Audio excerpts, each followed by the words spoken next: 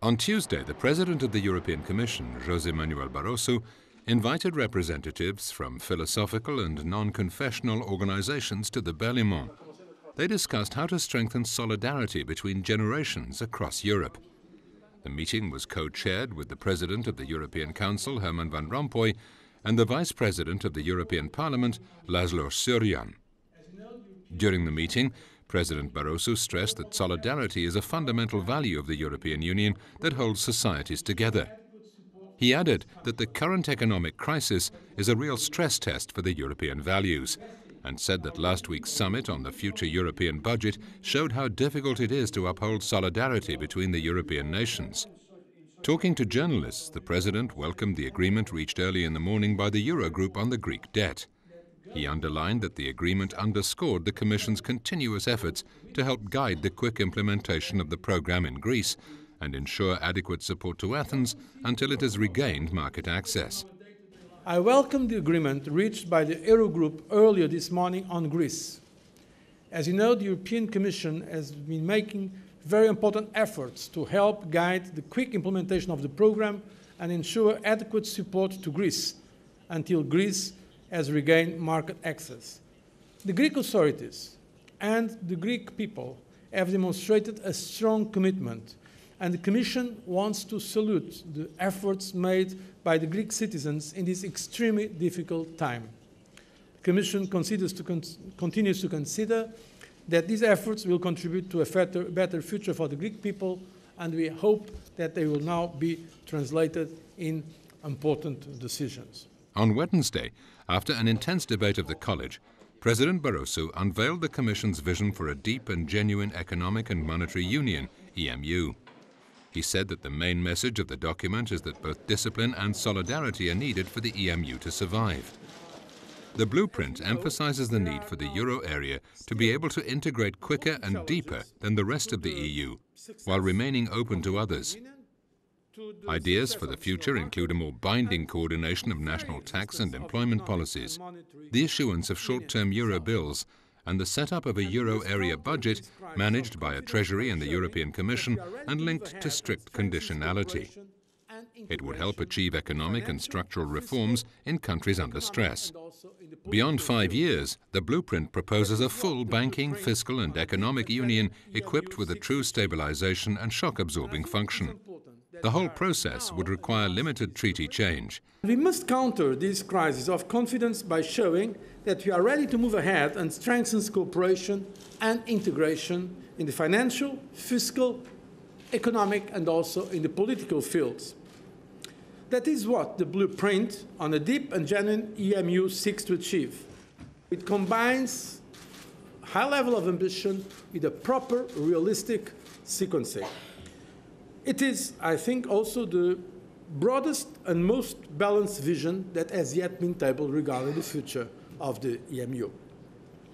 This is a vision also rooted in the community method, allowing the euro area to integrate further and quicker while preserving the integrity of the European Union at large, as we have always stated.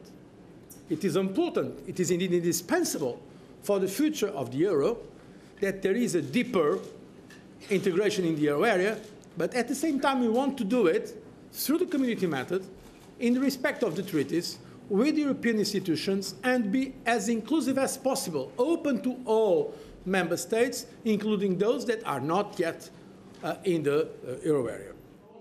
The report will feed into discussions about economic and monetary integration scheduled at the next EU summit on the 13th and 14th of December.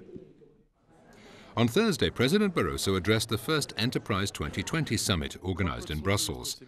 In front of the European business community, he recalled that the Commission's Europe 2020 strategy is intended to build a stronger European Union, based on an economy with the competitiveness, the skills and the flexibility to thrive in a rapidly changing world, but also an economy founded on social inclusion and Europe's social model, the social market economy. The President reminded that sustainable economic growth can be achieved, among others, through a responsible approach to business. He also insisted on the need of inventive solutions at a time when Europe faces major social challenges, such as high levels of youth unemployment and aging population, in particular because the future budget 2014 to 2020 will be less than the Commission would have hoped. The President arrived in Chisinau on Thursday evening for a two-day visit in Moldova. During his first visit to the country, he held a number of meetings with Moldovan leaders, including President Nicolae Timofti, Prime Minister Vladimir Filat, and Parliament Speaker Marian Lupu. In his talks, President Barroso assessed positively Moldova's progress on the path of political association and economic integration with the European Union. He said the country was on track to sign agreements on association and free trade with the EU by the time of the Vilnius summit at the end of 2013. Two agreements were signed during the visit: to allocate €6 million for the modernization of Moldova's healthcare system and €5 million for financing education and vocational training programs.